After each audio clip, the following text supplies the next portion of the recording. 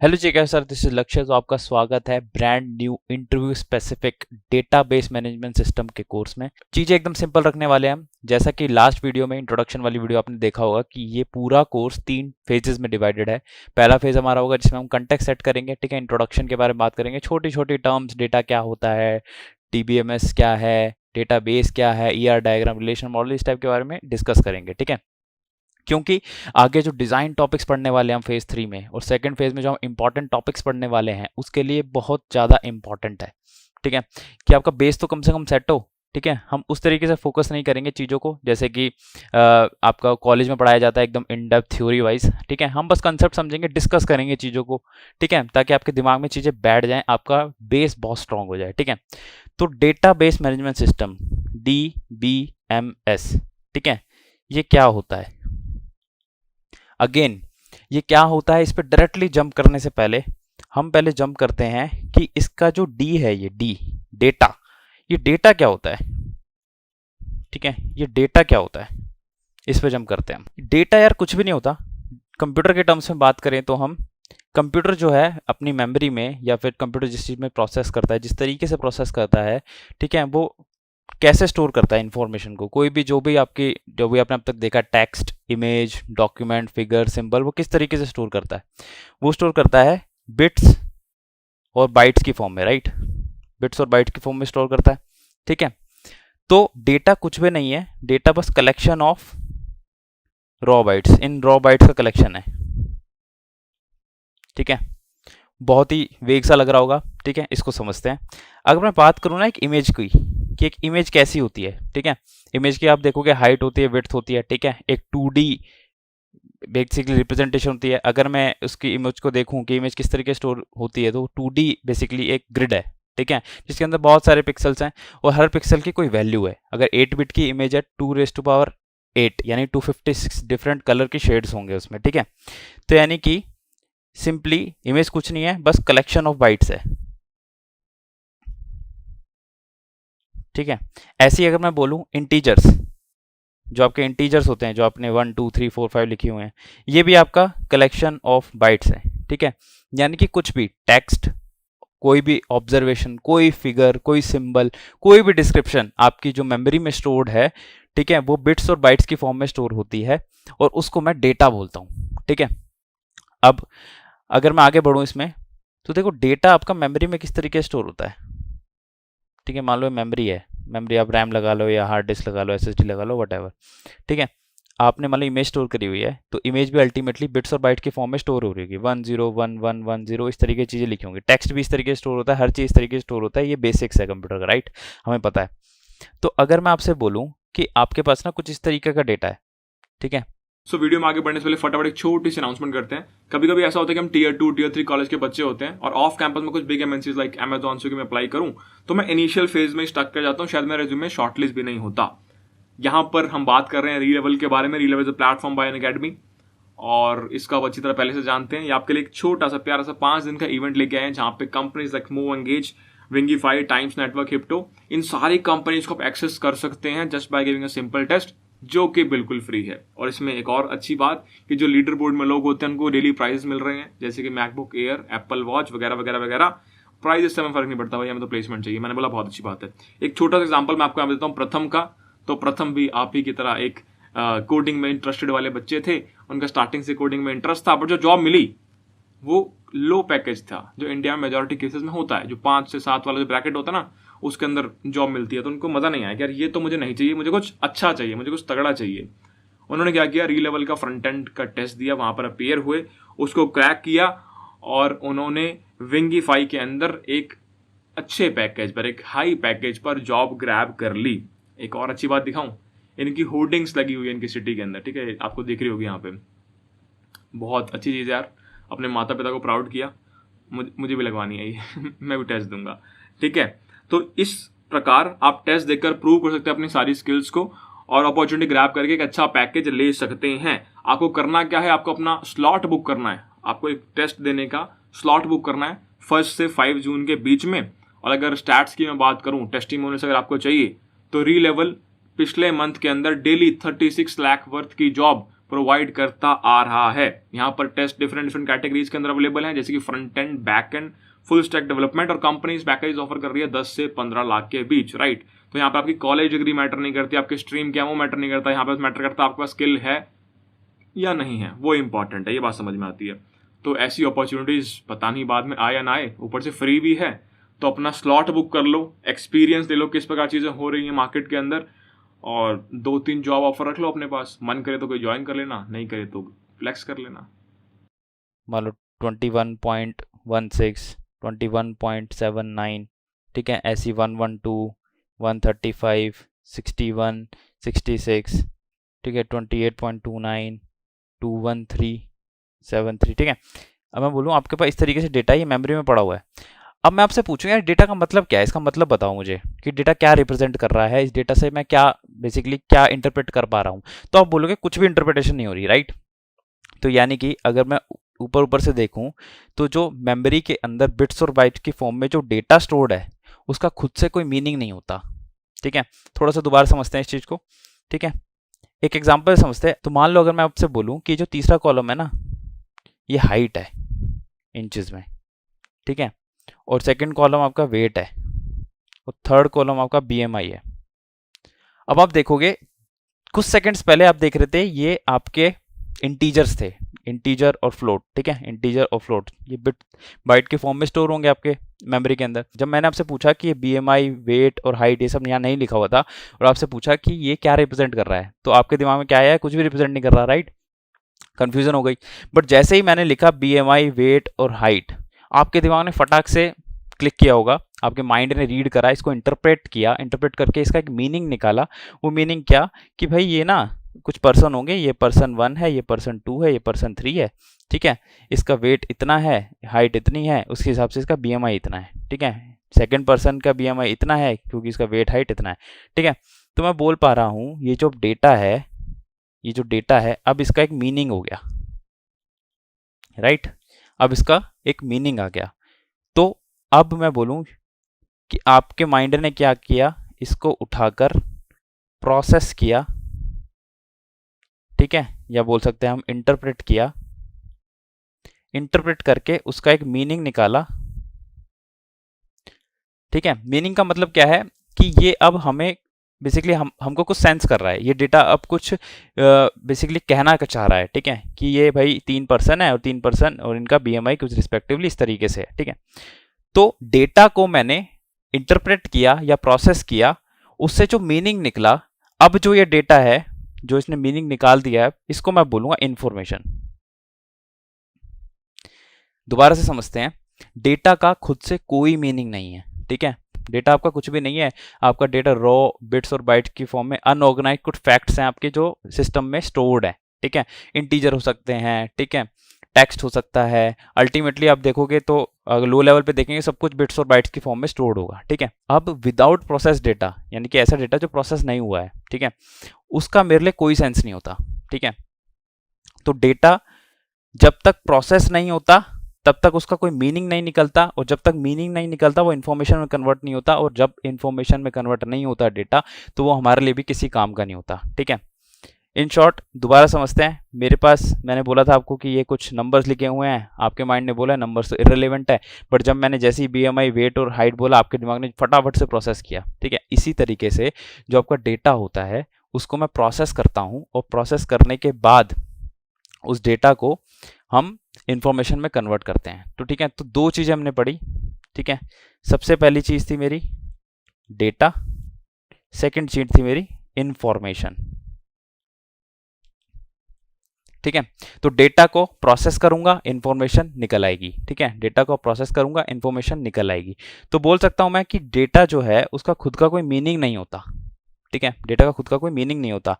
फटाफट से नोट्स पे जाके देखते हैं क्या लिखा है हमने। Simply data is a collection of raw unorganised fact details like text object, इस तरीके से बात करी हमने, बिट्स और बाइट्स के फॉर्म में चीजें स्टोर्ड है। इसका खुद का कोई मीनिंग नहीं होता, कोई पर्पस नहीं होता, कोई सिग्निफिकेंस नहीं होता, ठीक है। ये सिंपल एक कलेक्शन ऑफ रॉ बाइट्स है। आप क्या करते हो, उन बाइट्स को मेमोरी से निकालते हो, निकाल के देखते हो, उनको अरेंज करते हो, ठीक है। प्रोसेस आप ऐसा बेसिकली कोड लिखते हो जो अरेंज करके उसकी बीएमआई कैलकुलेट करके देता है, फिर आप बोलते हो कि हाँ अब डेटा को सेंस कर रहा है, ठीक है। अब इस डेटा से मैं इंटरप्रेट कर पा रहा हूँ, कुछ मीनिंग निकाल पा रहा हूँ, ठीक है। तो बोल सकते हैं, और सिंपली डेटा मेजर होता है बिट्स और बाइट्स में। Data can be recording and doesn't have meaning unless processed, ठीक है। ये चीज़ हमने डिस्कस करी। अब इन्फॉर्मेशन क्या होता है? इन्फॉर्मेशन, प्रोसेस डेटा को मैं इन्फॉर्मेशन बोलता हूँ, ठीक है। एक और एग्जांपल समझते हैं, अभी थोड़ी कंफ्यूजन हो रही होगी आई गेस। एक एग्जांपल लेते हैं कि आप हो, ठीक है, आपका एक बिजनेस है, ठीक है, और आप चाहते हो कि आपके बिजनेस की जो प्रेजेंस है ना वो सोशल मीडिया पे हो, पर आपको ये नहीं पता कि किस सोशल मीडिया पे मैं बेसिकली अपने बिजनेस को प्रमोट करूं। क्यों? क्योंकि हमारे पास फेसबुक है, ठीक है, आपके पास इंस्टाग्राम है, ठीक है, लिंक्डइन है, ठीक है, बहुत सारे आपके पास सोशल मीडिया एप्लीकेशंस हैं, और छोटे छोटे वो जो है पता नहीं किस किस टाइप के ऐप्स आजकल आ गई हैं, ठीक है। इस तरीके बहुत सारे social media and so on, और आपका कंटेंट आपको पता नहीं यार कहाँ सबसे ज़्यादा चलेगा, ठीक है। तो आप क्या करोगे? आप बोलोगे किसी मार्केटिंग कंपनी को अपनी इन्फॉर्मेशन दोगे, अपनी इन्फॉर्मेशन किसी मार्केटिंग कंपनी को दोगे। वो मार्केटिंग कंपनी क्या करेगी? आपकी इन सारी पोस्ट को, जो भी आप पोस्ट डालते हो, ठीक है, उनको हर जगह अपलोड करेगी, ठीक है। एफबी पे भी अपलोड कर दिया, इंस्टा पे भी अपलोड कर दिया, और लिंक्डइन पे भी अपलोड कर दिया, ठीक है। उसके बाद वो क्या करेगी? अब वहाँ से डेटा कलेक्ट करेगी। कैसे? वो कलेक्ट करेगी, जब फेसबुक पे, ठीक है, पहली पोस्ट डली तो उस पर मान लो 8 लाइक्स आए, ठीक है। सिंपली इंस्टा पे पहली पोस्ट डली तो उस पर 800 लाइक्स आए, ठीक है। लिंक्डइन पे पहली पोस्ट डली तो उस पर 2 ही लाइक्स आए, एंड सो ऑन। ये सब ट्रू है आपका बाकी पोस्ट के लिए भी। बाकी पोस्ट के लिए भी आप देख रहे हो कि इंस्टाग्राम पे सबसे ज़्यादा लाइक्स आ रहे हैं या एंगेजमेंट सबसे ज़्यादा इंस्टाग्राम पे आ रही है। तो मैं कह सकता हूँ कि जो आपका कंटेंट है ना, आपका जो कंटेंट है वो एंटरटेनमेंट स्पेसिफिक है, यानी कि इंस्टा की जो फैमिली है, जो इंस्टाग्राम की पब्लिक है, कम्युनिटी है, वो उसको ज़्यादा लाइक कर रही है। तो इट्स बेटर कि आप लिंक्डइन पे या फेसबुक पे ज़्यादा अपना टाइम स्पेंड ना करो, आप इंस्टाग्राम की अपनी कम्युनिटी पे फोकस करो, ठीक है। तो देखो, सिंपल से लाइक्स के डेटा से मैंने क्या निकाला? मैंने कितनी बड़ी इंफॉर्मेशन निकाली कि मुझे इंस्टाग्राम पर अपनी पब्लिसिटी या अपनी मार्केटिंग करनी चाहिए। तो अब इसको समझते हैं। आपका यहां पर डेटा क्या था? लाइक्स का काउंट क्या होता है? आपके इंटीजर बात करूं तो 4 बाइट का इंटीजर्स होते हैं, ठीक है। तो इंटीजर्स की फॉर्म में आपके पास डेटा था, वो डेटा कहीं स्टोर था, कहीं रखा हुआ था आपने किसी फाइल में, राइट। उसको बाद में पढ़ेंगे कहाँ पे डेटा स्टोर करते हैं सब, ठीक है। आपने क्या किया? इस डेटा को प्रोसेस किया। प्रोसेस करने के बाद आपने कंक्लूजन निकाला कुछ, और कंक्लूजन क्या था आपका कि इंस्टाग्राम पर सबसे ज़्यादा लाइक्स आते हैं, ठीक है। इंस्टाग्राम पे मैक्सिमम लाइक्स आते हैं, या फिर मैं बोल सकता हूँ मैक्सिमम एंगेजमेंट होती है। इस सेंस में आपका जो डेटा था, जो कि बिट्स और बाइट्स की फॉर्म में स्टोर्ड था, वो प्रोसेस करने के बाद कन्वर्ट हुआ इन्फॉर्मेशन में। और वो इन्फॉर्मेशन क्या थी? कि भाई इंस्टाग्राम पे सबसे ज़्यादा लाइक्स आ रहे हैं, ठीक है। ये इन्फॉर्मेशन है। Process data is called information. यहाँ आपने डेटा को प्रोसेस किया, इन्फॉर्मेशन में कन्वर्ट हो गया। उसके बाद आपने क्या ढूंढा कि भाई मैक्सिमम लाइक्स तो पता चल गया, अब आप इससे क्या करोगे? आप डिसीजन मेकिंग करोगे। और वो डिसीजन मेकिंग क्या होगी? कि I should focus on Insta, right.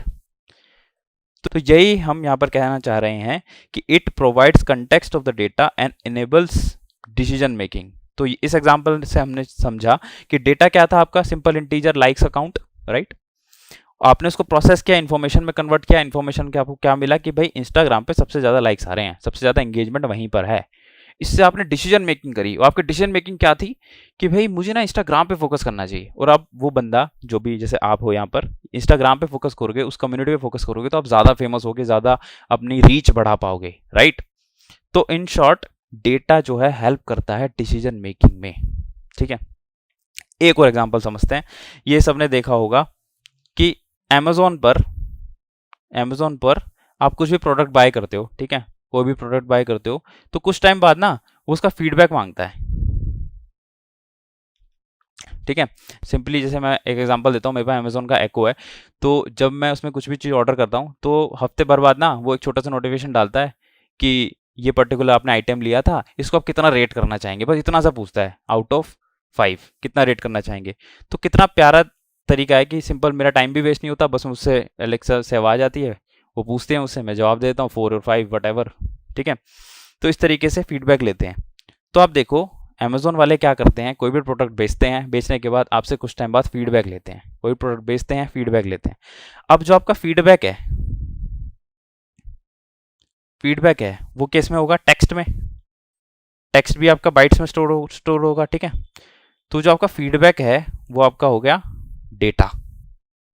ठीक है, वो सिंपल रॉ टेक्स्ट है, टेक्स्ट में लिखा हुआ है आपने, I love this product, I hate this product, ये प्रोडक्ट बकवास है, इस टाइप की चीज़ें आपने लिखी हुई हैं। बट फिर अमेजोन क्या करता है, अमेजोन ने अपने लॉजिक्स लिखे हुए हैं, वो डिटरमाइन करता है कि भाई इस डेटा को ना मैं प्रोसेस करता हूँ, और बहुत सारी चीज़ें होती है, सेंटीमेंट एनालिसिस, उस टाइप के एनालिसिस करते हैं। एनालिसिस करने के बाद मैं देखता हूँ कि ये जो पर्टिकुलर प्रोडक्ट है, इसका जो फीडबैक है वो पॉजिटिव है या नेगेटिव है, लोगों को ये पसंद आ रहा है नहीं पसंद आ रहा है, वो पसंद भी आ रहा है तो किस एज ग्रुप को पसंद आ रहा है। ठीक है, तो उससे पता लग जाएगा कि भाई ये प्रोडक्ट जो है किस एज ग्रुप को ज़्यादा पसंद आता है। ठीक है, इस तरीके से मुझे कुछ डेटाज मिलेंगे, जिसमें मैं लिख देता हूँ कि सबसे पहले हमें मिलेगा कि कस्टमर एज, कि भाई कौन से कस्टमर इसको पसंद कर रहे हैं। ठीक है, और कस्टमर रेटिंग मिलेगी मुझे, कस्टमर्स की रिकमेंडेशन मिलेगी, जैसे अमेजन पूछता है ना आप ये कितना रिकमेंड करना चाहेंगे, ये प्रोडक्ट कितने और लोगों को रिकमेंड करना चाहेंगे, इस तरीके से रिकमेंडेशन मिलेगी। तो ये आपका हो गया इन्फॉर्मेशन। ठीक है, ये पर्टिकुलर आपकी हो गई इंफॉर्मेशन। तो इन शॉर्ट आपके पास डेटा था टेक्स्ट को आपने प्रोसेस किया, प्रोसेस करके इन्फॉर्मेशन में कन्वर्ट किया। अब इस इन्फॉर्मेशन से जो आपके स्टेक होल्डर्स हैं वो क्या करेंगे, डिसीजन मेकिंग करेंगे। डिसीजन मेकिंग कैसे, कि भाई ये पर्टिकुलर प्रोडक्ट जो है किस एज ग्रुप को ज़्यादा दिखाना है, इसकी ऐड कहाँ ज़्यादा चलानी है। ठीक है, इसकी जो रेटिंग है उससे ये डिटरमाइन होगा कि ये प्रोडक्ट इतना बेकार तो नहीं कि हमें अमेजोन पे सेल ही नहीं करना चाहिए। ठीक है, ये रिकमेंडेशन दूसरे कस्टमर को करनी है नहीं करनी, ठीक है, किस टाइप के कस्टमर्स को रिकमेंड करना है। ठीक है, इस तरीके से आपके प्रोडक्ट की रीच बढ़ेगी, अल्टीमेटली रीच बढ़ेगी तो प्रॉफिटेबिलिटी बढ़ेगी, सेल्स बढ़ेगी, सब कुछ बढ़ेगा तो बिजनेस अच्छा चलेगा। राइट, तो आप ये देखो कि इतनी बड़ी बड़ी कंपनीज, अमेजोन, फेसबुक, ठीक है, गूगल, एप्पल, ये डेटा पे बहुत ज़्यादा फोकस करते हैं। आपने सुना होगा कि data is the new oil, क्यों कहा जा रहा है ये। ठीक है, पहले oil was the new oil, यानी कि पेट्रोल, क्रूड ऑयल जो था, अब डेटा को बोला जा रहा है न्यू ऑयल, क्योंकि डेटा इतना ज़्यादा इंपॉर्टेंट है और इतना ज़्यादा पावरफुल है कि डेटा की मदद से मैं बिजनेस को बहुत ग्रो कर सकता हूँ। मैं एस्टिमेट कर सकता हूँ डेटा की मदद से कि भाई इस एरिया के लोग क्या चीज़ पसंद करते हैं, इस एरिया में किस टाइप का फूड मुझे सेल करना चाहिए। ठीक है, किस टाइप के क्लोथ्स इस एरिया में लोग पहनते हैं, क्या पसंद है उनको ज़्यादा, इस तरीके की बहुत सारी चीज़ें मैं बेसिकली डेटा की मदद से निकाल सकता हूँ। तो डेटा खुद से मैं बोलूँ, ठीक है, यानी कि रॉ डेटा खुद से कोई काम का नहीं होता अनलेस इट इज़ प्रोसेस्ड, उसको प्रोसेस करके इन्फॉर्मेशन में कन्वर्ट किया जाता है और इन्फॉर्मेशन से मैं डिसीजन मेकिंग कर पाता हूँ। यही सारी कहानी यहाँ पर लिखी गई है। एक और बढ़िया सा एग्जाम्पल जो आपके दिमाग में बैठ जाएगा वो ये है कि आपके पास आपकी लोकेलिटी में कितने लोग रहते हैं उसका डेटा है। ठीक है, आपका पूरा डेटा है, जैसे आपकी जनगणना होती है ना, ठीक है, उसमें जो डेटा होता है आपके पास कि इस फैमिली में कितने मेंबर्स हैं, किसका कितना एज ग्रुप है, उनका जेंडर क्या है, इस तरीके से चीज़ें बहुत सारे आपके पास हैं। ठीक है, तो ये तो आपका डेटा हो गया। डेटा कैसे है कि बिट्स ऑफ बाइट के फॉर्म में स्टोर्ड है। ठीक है, एक टेबल में स्टोर्ड होगा, कहीं मेमोरी में जाके स्टोर होगा। ठीक है, मैं क्या करूँगा उसका, फिर मैं उसको प्रोसेस करता हूँ और प्रोसेस करके कुछ कंक्लूजन्स निकालता हूँ कि भाई आपके एरिया में ना 100 सीनियर सिटीजन लोग हैं, ये होगी इन्फॉर्मेशन। ठीक है, इससे मैं कुछ डिसीजन निकाल सकता हूँ। कैसे डिसीजन निकाल सकता हूँ कि 100 सीनियर सिटीजन्स हैं यहाँ पर, तो मुझे 100 सीनियर सिटीजन्स के कॉरस्पॉन्डिंग मुझे हेल्थ पे ध्यान देना चाहिए। ठीक है, गवर्नमेंट इस टाइप की चीज़ें डिसीजन ले सकती है।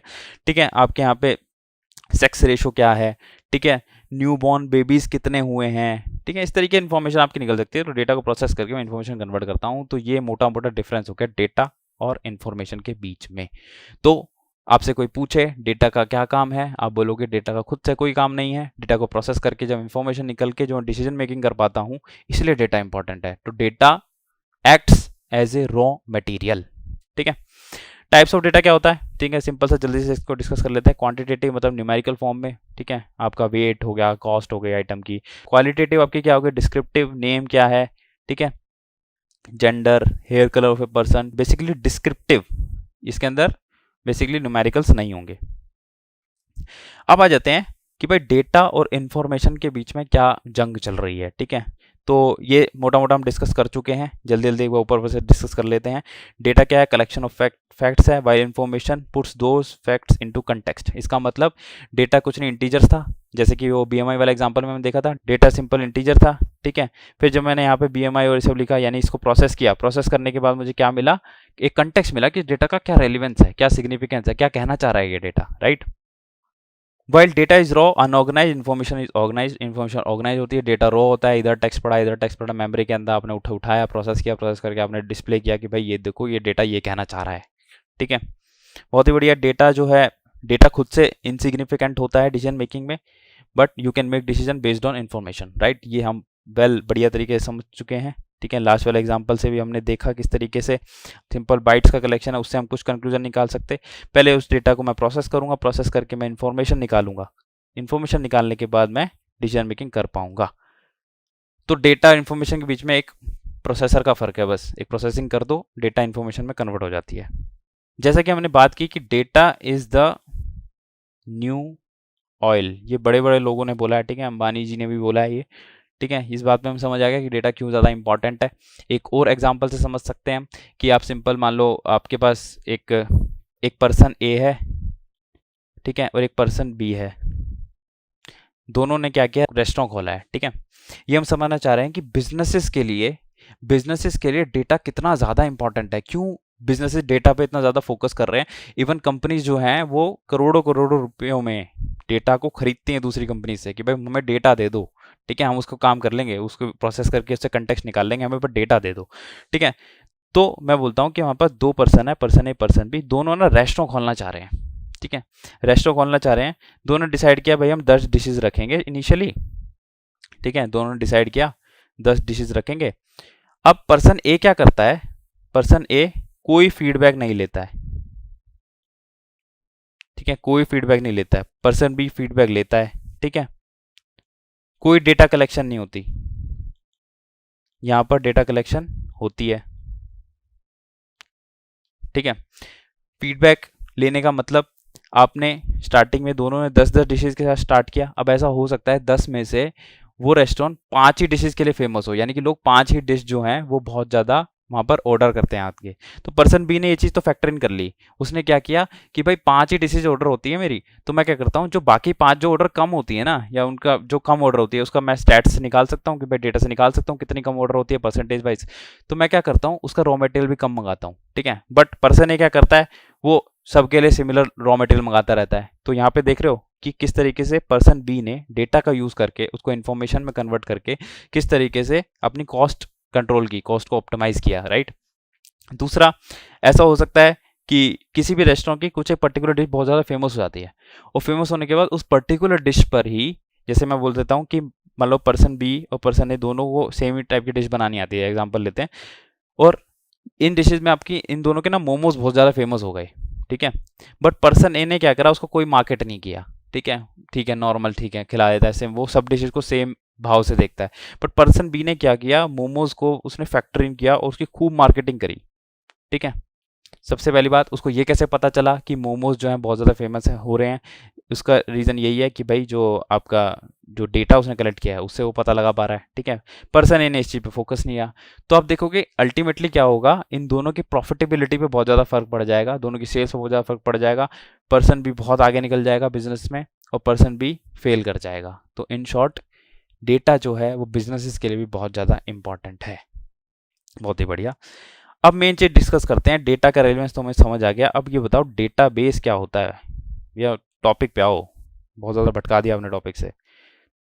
ये डेटाबेस ना कुछ भी नहीं है, कंप्यूटर में ऐसी लोकेशन जहां पर ये जो डेटा बिट्स और बाइट्स की फॉर्म में स्टोर किया जाता है उसको डेटाबेस बोलता हूं मैं, ठीक है। Database is an electronic place और system where data is stored in a way that it can easily be access, manage and updated. यानी कि ऐसी जगह जहाँ पे उसको एक्सेस करना आसान हो, ऐसी नहीं आपने एनक्रिप्ट करके रख दिया उस डेटा को, या इतना बेसिकली कॉम्प्लेक्स तरीके से उसको स्टोर कर दिया कि उसको रिट्रीव करने में बहुत ज़्यादा टाइम लगता है, बार बार उसमें एडवांस लेवल की डिक्रिप्शन लगानी पड़ती है उस डेटा को एक्सेस करने के लिए। ठीक है, तो बेसिकली ऐसी जगह है जहाँ पे डेटा को स्टोर कर सकता हूँ कि उस तरीके से कि वो इजीली एक्सेस हो पाए, मैनेज हो पाए, अपडेट हो पाए। बट जिस भी लोकेशन पे वो डेटा स्टोर्ड है उसका काम कैसे होगा, उसका रियल काम या रियल यूज़ उस डेटा का डेटाबेस मैनेजमेंट सिस्टम लेता है। ठीक है, थोड़ा थोड़ा आपके दिमाग में आ रहा होगा, जैसे कि हमने पढ़ा था ओएस जो है रिसोर्सेज की मैनेजमेंट करता है, database management system DBMS data की मैनेजमेंट करता है। ठीक है, अब समझते हैं डेटाबेस मैनेजमेंट सिस्टम क्या है। ठीक है, डेटाबेस मैनेजमेंट सिस्टम सिंपली कुछ सेट ऑफ प्रोग्राम्स, ठीक है, वो प्रोग्राम्स हेल्प करेंगे मुझे डेटा को एक्सेस करने में, यानी कि डेटा को ऐड करने में, डेटा को अपडेट करने में, डेटा को डिलीट करने में, ठीक है, डेटा को एक्सेस करने में। ठीक है, वो प्रोग्राम्स मुझे इस चीज़ में हेल्प करेंगे। साथ ही साथ वो एक मेथड भी स्टोर करता है कि किस तरीके से मैं डेटाबेस बना पाऊँ, यानी डेटा को स्टोर कर पाऊँ। तो in short, database management system DBMS is a collection of interrelated data and a set of programs to access those data. ठीक है, बोर्ड पे आते हैं एक बार। डीबीएमएस के दो पार्ट होते हैं, पहला डीबी यानी कि जहां पे मैं स्टोर करूंगा, सेकंड पार्ट है मेरा सेट ऑफ प्रोग्राम्स। और ये क्या करेंगे, ये डेटा को एक्सेस करने में काम करेंगे। ठीक है, उसको ऐड करने में काम करेंगे, उसको अपडेट करने में काम करेंगे। ठीक है, उसको डिलीट करने में काम करेंगे। ठीक है, तो अगर मैं बोलूँ मोटा मोटा एक्सेस, ऐड, अपडेट, डिलीट, ये डेटा मैनेजमेंट हो गई। ठीक है, डेटा बहुत सारा पड़ा है। ठीक है, और बहुत सारा डेटा आपको कैसे ऐड करना है, उसके अंदर और डेटा कैसे ऐड करना है, और डेटा पॉइंट्स कैसे ऐड करने हैं, डेटा को एक्सेस कैसे करना है, उसको डिलीट कैसे करना है, अपडेट कैसे करना है। इन शॉर्ट, मान लो आपके पास ये बहुत सारे डेटा पड़ा है कि आपके पास स्कूल स्टूडेंट्स हैं। ठीक है, तो आपके पास 1 2 3 4 ऐसे करते करते मान लो 3001 इतने सारे स्टूडेंट्स हैं। अब मान लो मुझे एक और स्टूडेंट ऐड करना है, तो 3002 लोकेशन पे मुझे एक और स्टूडेंट ऐड करना है, तो उसका एडिशन का जो मेथड है, एडिशन का जो मेथड है, ये मुझे डेटाबेस मैनेजमेंट सिस्टम प्रोवाइड करेगा। ठीक है, सिंपल समझ आ गया हमें कि डेटाबेस मैनेजमेंट सिस्टम कुछ नहीं है, एक सॉफ्टवेयर है। वो दो तरीके प्रोवाइड करता है, यानी दो चीज़ें प्रोवाइड करता है। पहला कि डेटा को स्टोर कहाँ करना है, डेटाबेस कैसे बनाना है। दूसरा कि उस डेटा को एक्सेस कैसे करना है, उसके लिए सेट ऑफ प्रोग्राम्स। ठीक है, सिंपल शॉर्ट। प्राइमरी गोल क्या होता है डेटाबेस मैनेजमेंट सिस्टम का, कि वो डेटा को ढंग से स्टोर कर पाए, उसको रिट्रीव कर पाए बहुत ही एफिशिएंट और कन्वीनियंटली। ठीक है, ऐसा नहीं है कि आप डेटा को स्टोर कर रहे हो बट स्टोर करते हुए घंटों लगा दे रहा है। ठीक है, इतना गंदा प्रोग्राम्स लिखे हुए हैं, या फिर ऐसा भी ना हो कि उसको रिट्रीव करने में घंटों लग रहे हैं। ठीक है, इस तरह की चीज़ें नहीं होनी चाहिए। तो सिंपली ये डेटाबेस मैनेजमेंट सिस्टम ये होता है। सिंपल समझते हैं, ये मेरा एक सिस्टम है जिसके अंदर डेटाबेस है। ठीक है, डीबी कहाँ पे है, डिस्क में कहीं पे स्टोर्ड है। ठीक है, और डीबी को एक्सेस कौन कर सकता है, डेटाबेस मैनेजमेंट सिस्टम, यानी कि डीबी और हम लोग, यानी कि जो एप्लीकेशन प्रोग्राम्स है जो डेटा को एक्सेस करना चाह रहे हैं, उसके बीच में एक इंटरफेस की तरह, इंटरफेस हमने ओएस में पढ़ा था पहले लेक्चर में, इंटरफेस क्या होता है, इंटरफेस की तरह डीबीएमएस एक्ट कर रहा है।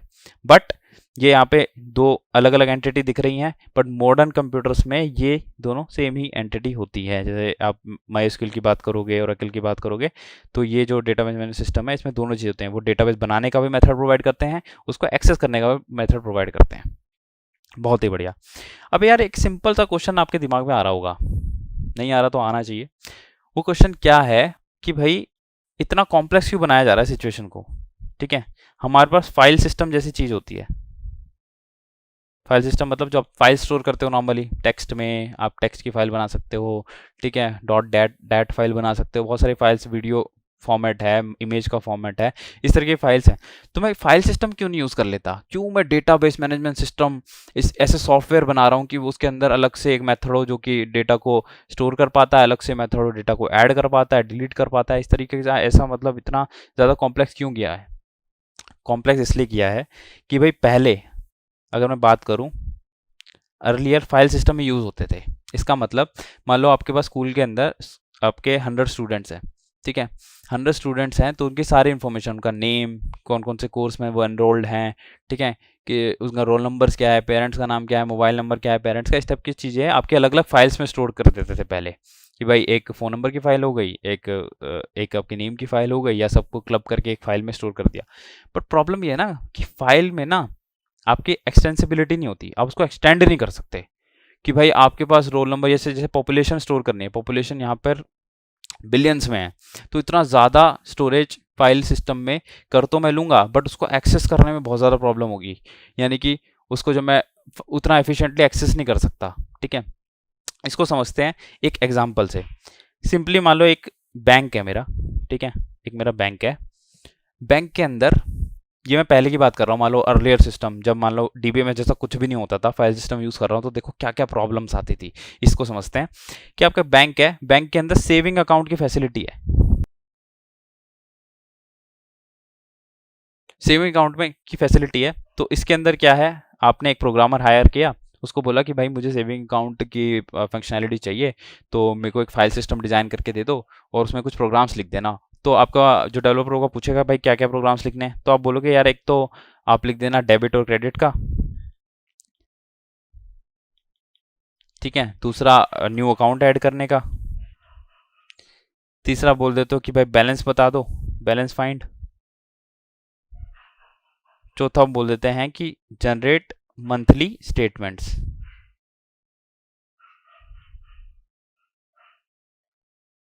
तो आपने क्या किया, आपने एक प्रोग्रामर हायर किया, प्रोग्रामर को बोला भाई मुझे सेविंग अकाउंट की फंक्शनैलिटी बता दो, बना दो फाइल सिस्टम से। उसने क्या किया, फाइल सिस्टम बनाए, ठीक है, उसने बेसिकली स्टोर करना शुरू किया, सारी इन्फॉर्मेशन स्टोर करी, जो भी नया अकाउंट आता है उसको एक अलग फाइल में स्टोर कर दिया, ठीक है, डेबिट क्रेडिट कितना बैलेंस है उसको अलग फाइल में स्टोर कर दिया, इस तरीके से बहुत सारी फाइल्स जनरेट कर दी। ठीक है, अब देखो किस तरीके से मैस क्रिएट होगा। अब मान लो बैंक आपका बोलता है, ठीक है, बैंक आपका बोलता है after 10 years, just imagine after 10 years, bank आपका बोलता है कि भाई मेरे को ना एक करंट अकाउंट की फंक्शनैलिटी भी देनी है। ठीक है, न्यू कंसेप्ट आया करंट अकाउंट, तो करंट अकाउंट की फंक्शनैलिटी भी देनी है। अब आप सोचो कि अब वो नया प्रोग्रामर हायर करेगा कि भाई नई फाइल्स बनाओ, नई फाइल्स बना के नई फंक्शनैलिटी जोड़ो। अब आपके करंट अकाउंट के अंदर सिर्फ ये 4 फंक्शनैलिटी थोड़ी ना होती है, उसके अंदर तो बहुत सारी फंक्शनैलिटी होती है। जैसे इसके अंदर फंक्शनैलिटी होगी आपकी जस्ट इमेजिन मंथली स्टेटमेंट्स की, इसके अंदर हो सकता है आपका क्वार्टरली ईयरली स्टेटमेंट्स की भी हो। ठीक है, इसके अंदर आपका इंटरेस्ट जो है सेविंग अकाउंट में, वो इंटरेस्ट मिलता है हर अकाउंट में, राइट, आपका महीने टू महीने या साल टू साल क्वार्टरली क्रेडिट होता रहता है। ठीक है, बट करंट अकाउंट में कोई इंटरेस्ट नहीं मिलता। ठीक है, तो इसका प्रोग्रामर जो होगा उसने तो ये फंक्शंस लिखे होंगे कि भाई फाइल में जाके ना क्वार्टरली जाके अपडेट कर दिया करो, अगर 100 रुपीज़ है तो उसको 103 कर दो। ठीक है, इस तरीके से इंटरेस्ट ऐड करते चले जाओ। बट करंट अकाउंट के अंदर ये फंक्शनैलिटी नहीं है, तो अब मुझे फिर से नए प्रोग्राम्स लिखने पड़ेंगे, नया प्रोग्रामर हायर करना पड़ेगा। ठीक है, वो फिर इसके कॉरस्पॉन्डिंग फंक्शनैलिटीज़ लिखेगा, इसके कॉरस्पॉन्डिंग फंक्शनैलिटीज़ लिखेगा, कैसे एक करंट अकाउंट के अंदर एक न्यू यूज़र ऐड करना है। ठीक है, उसके अकाउंट में किस तरीके से बेसिकली इंटरेस्ट क्रेडिट होगा, इंटरेस्ट तो यहाँ होता है नहीं, तो 0% इंटरेस्ट क्रेडिट होगा। तो इस तरीके से अब नए प्रोग्राम्स लिखने पड़ जाएंगे। ठीक है, फाइल सिस्टम के केस में कि भाई पहले तो एंटिसिपेट नहीं किया था ना कि करंट अकाउंट की भी रिक्वेस्ट आ सकती है, but after 10 year current account की रिक्वेस्ट आ गई, तो अब मुझे नए प्रोग्राम्स ऐड करने पड़ेंगे। ठीक है, ये सिमिलर है जैसा ओएस में हमने पढ़ा था ना कि आपका जो अगर ओएस बहुत सारी चीज़ें नहीं करके देगा, तो अब खुद इंडिविजुअल प्रोग्रामर को बहुत सारी चीज़ करनी पड़ेंगी, मैंने रिसोर्स मैनेजमेंट ये सबके कोड खुद लिखने पड़ेंगे। तो यहाँ भी क्या है, अब करंट अकाउंट की फंक्शनैलिटी जो भी है उसके लिए नए प्रोग्राम्स लिखने पड़ेंगे कि भाई करंट अकाउंट में डेबिट क्रेडिट हो सकता है कुछ अलग तरीके से होता हो। ठीक है, वहाँ पे आपको न्यू यूज़र ऐड करना होगा। अब इसमें किस तरीके से प्रॉब्लम्स आ सकती है देखते हैं। सबसे पहले प्रॉब्लम आपकी होती है, सबसे पहले आपकी प्रॉब्लम होती है डेटा रिडंडेंसी इनकंसिस्टेंसी। देखो फाइल सिस्टम में किस तरीके से प्रॉब्लम आती है, इसको समझने की कोशिश कर रहे हैं। ठीक है, डेटा रिडंडेंसी इनकंसिस्टेंसी किस तरीके से आती है, सेम एग्जांपल लेते हैं, यही वाला एग्जांपल। अब इसमें देखो 10 ईयर्स बाद जो है आपका न्यू फंक्शनैलिटी आपकी ऐड हुई थी, कौन सी, करंट अकाउंट की। ठीक है, अब मान लो ऐसा हो सकता है कि सेम ही बंदा जो कि जिसने पहले सेविंग अकाउंट खुलवा रखा वो करंट अकाउंट खुलवाने चले जाए। ठीक है, तो ये मौका पर्सन है, इसके पहले 10 ईयर्स एगो जो उसने सेविंग अकाउंट खुलाया था उसके अंदर इस फाइल में इंफॉर्मेशन स्टोर्ड थी। ठीक है, अब इसने जो करंट अकाउंट खुलवाया है, करंट अकाउंट के लिए जो नया प्रोग्रामर हायर किया था उसने न्यू फाइल बना दी एक कि भाई करंट अकाउंट की जो नई फाइल बनाया था मैं, और अब जो करंट अकाउंट नए नए बंदे खुलवाएंगे वो अब यहाँ पे इंफॉर्मेशन स्टोर कराऊंगा। तो अब देखो जब बंदा सेम बैंक में एक और करंट अकाउंट खुलवा रहा है, यानी कि यहाँ पे पहले सेविंग अकाउंट था, ठीक है, अब जो उसने करंट अकाउंट खुलवाया है, करंट अकाउंट में सेम इन्फॉर्मेशन, उसकी जो भी डिटेल्स होंगी, एड्रेस वगैरह होगा, वो सब यहाँ स्टोर होगा, ठीक है, एड्रेस स्टोर कर देते हैं, एड्रेस वगैरह सब यहाँ पे स्टोर होगा।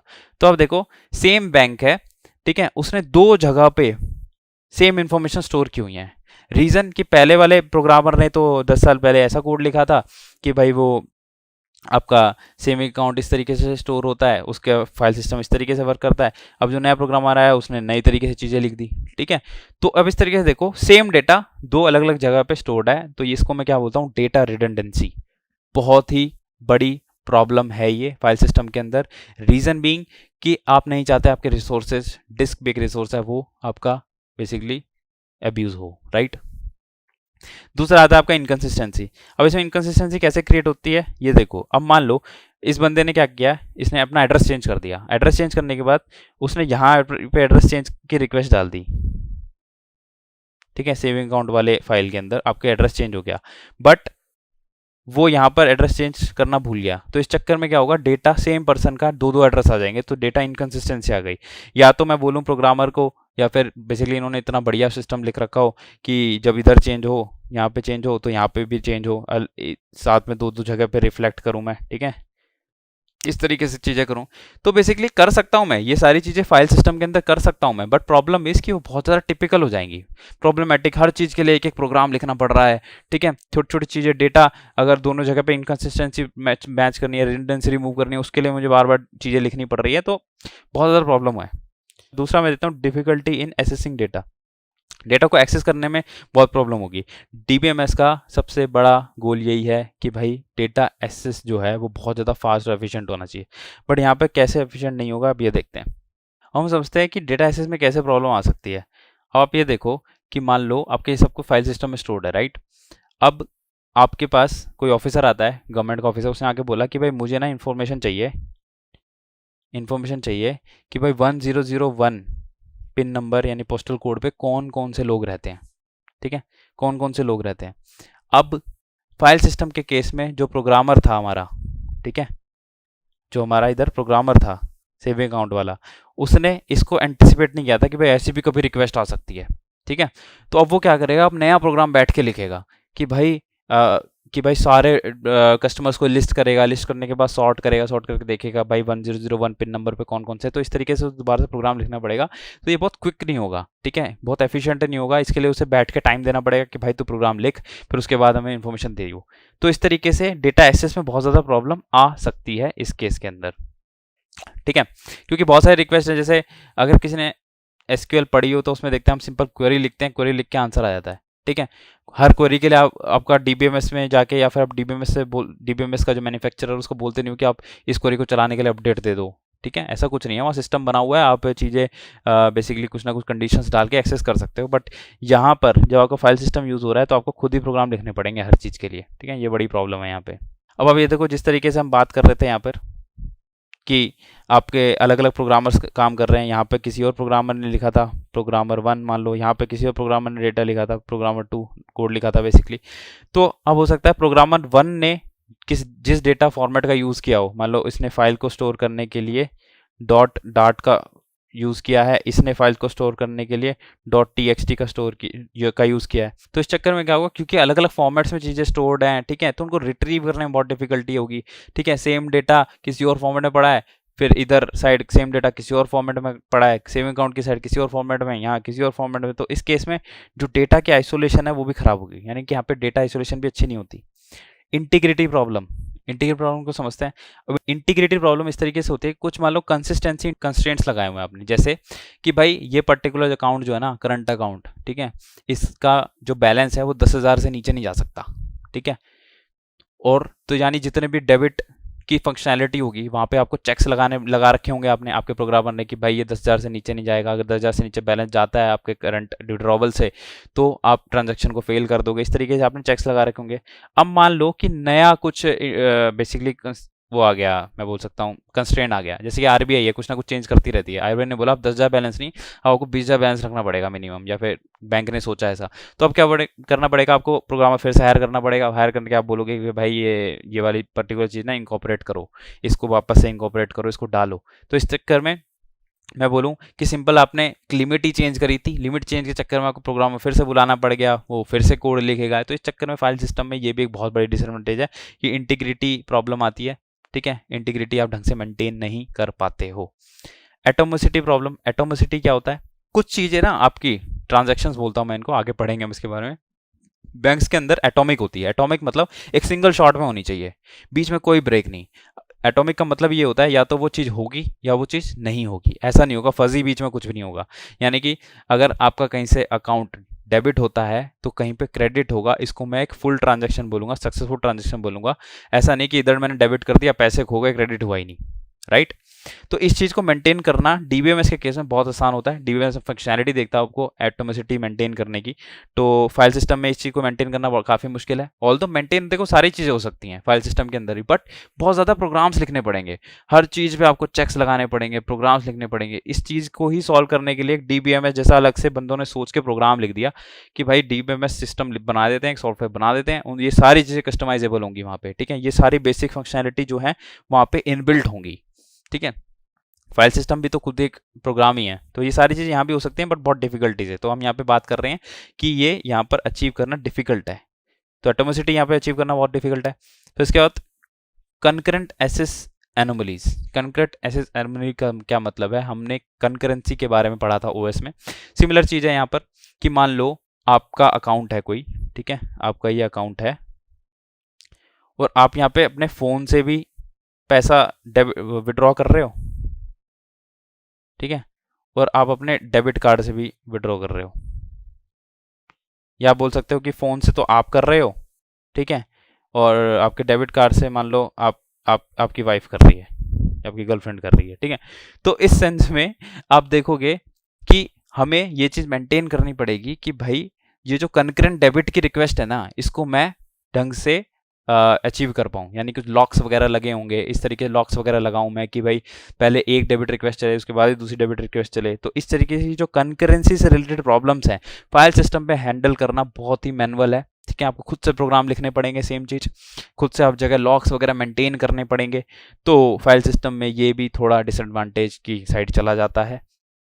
ठीक है, उसके अलावा आपका सिक्योरिटी प्रॉब्लम्स होगी। सिक्योरिटी प्रॉब्लम्स में कुछ एक्सेस की प्रॉब्लम आती है, जैसे कि आप नहीं चाहते कि डेटाबेस जो है आपका हर बंदा एक्सेस कर पाए उसको। जो डेटा मान लो किसी कंपनी का, किसी ऑर्गेनाइजेशन का डेटाबेस है, उसमें बहुत सारी इन्फॉर्मेशन स्टोर होंगी, कुछ कॉन्फिडेंशियल इन्फॉर्मेशन भी होंगी, ठीक है, कुछ नॉन कॉन्फिडेंशियल इन्फॉर्मेशन होगी, कुछ पब्लिक इन्फॉर्मेशन होगी। तो आप चाहते हो कि पब्लिक इन्फॉर्मेशन सबको दिखे, नॉन कॉन्फिडेंशियल या फिर रिस्ट्रिक्टेड जो आपका डेटा है वो कुछ ही लोग एक्सेस कर पाएँ, और कुछ ऐसा डेटा जो कि सिर्फ हायर लेवल के लोग ही या फिर कुछ पर्टिकुलर स्टेक होल्डर ही उसको एक्सेस कर पाएँ। तो इस तरीके से अब जो ये एसेस राइट्स का कंट्रोल, इस तरीके से इसको भी मेंटेन करना फाइल सिस्टम वाले केस में बहुत मुश्किल है, क्योंकि यहाँ पर आपको फिर से राइट्स को मेंटेन करने के लिए खुद के प्रोग्राम्स लिखने पड़ेंगे। ये सबसे बड़ी प्रॉब्लम है। तो in short, to cut the long story short, मैं ये कहना चाहूँगा कि फाइल सिस्टम के केस में ये आपकी 7 मेजर डिसएडवांटेजेस हैं। और ये डिसएडवांटेजेस ऐसा नहीं है कि फाइल सिस्टम इम्प्लीमेंट ही नहीं हो सकता, इम्प्लीमेंट करने के लिए बहुत मेहनत है। ठीक है, प्रोग्राम्स लिखने पड़ेंगे मैनुअल जा के। तो यही प्रॉब्लम है फाइल सिस्टम में। ऐसा नहीं है फाइल सिस्टम पहले यूज़ नहीं होता था, पहले बहुत यूज़ होता था, पर धीरे धीरे जैसे डेटा बढ़ता चला गया, आज की डेट में इतने लोग इंटरनेट यूज़ करते हैं, डेटा बहुत ज़्यादा, वॉल्यूम उसका बहुत ज़्यादा हो गया, तो उसको मैनेज करने के लिए एक स्पेसिफिक सॉफ्टवेयर की ज़रूरत थी, जो कि बना database management system. Database management system DBMS क्या होता है, आपको वो 2 चीज़ प्रोवाइड करता है, डेटाबेस क्रिएशन के मेथड कि किस तरीके से डेटाबेस को क्रिएट करेंगे, कैसे डेटा को कहाँ पे रॉ तरीके से रॉ बाइट्स को स्टोर करेंगे, और उसको फिर एक्सेस करने का, उसको मैनेज कैसे करें, उसको एक्सेस कैसे करें। ठीक है, आपने बोला कि जितना भी डेटा है, मान लो आपका स्टूडेंट्स का डेटा है, तो पहले 20 स्टूडेंट्स ला के मुझे दे दो, मुझे पहले 20 स्टूडेंट देखने हैं, या फिर मुझे देखना है कि जिनके 90% से अबव मार्क्स आए हैं, वो वाले मुझे स्टूडेंट्स दिखा दो। तो इस तरीके से एक्सेस की जो चीज़ें हैं उन कंस्ट्रेंट्स के साथ, कंस्ट्रेंट्स एक्सेस आपका डेटाबेस प्रोवाइड करता है आपको। तो ये जो 7 आपकी डिसएडवांटेजेस हैं, ये आपकी डेटाबेस मैनेजमेंट सिस्टम के एडवांटेजेस भी हैं। तो बातों बातों में हमने दोनों चीज डिस्कस कर ली, फाइल सिस्टम की डिसएडवांटेजेस एंड आपकी डेटाबेस मैनेजमेंट सिस्टम की एडवांटेजेस। तो आपसे इंटरव्यू पूछे कि डेटाबेस मैनेजमेंट सिस्टम यूज क्यों करते हैं, तो आप ये 7 चीजें बोल देना, हो सकता है एक दो चीज वो आपसे एक्सप्लेन करा ले। ठीक है, तो बहुत ही बढ़िया, आई होप आपको समझ आया होगा। काफ़ी आई गेस लंबा लेक्चर हुआ है ये, और आई थिंक इसकी ज़रूरत भी थी, क्योंकि डेटा को समझना और इन्फॉर्मेशन को समझना, डेटा और इन्फॉर्मेशन में क्या डिफरेंस है और डेटा ज़रूरी क्यों पढ़े हम आगे, डेटा मैनेजमेंट सिस्टम, ये बहुत ज़्यादा ज़रूरी है। तो मिलते हैं नेक्स्ट लेक्चर में, तब तक के लिए गुड बाय।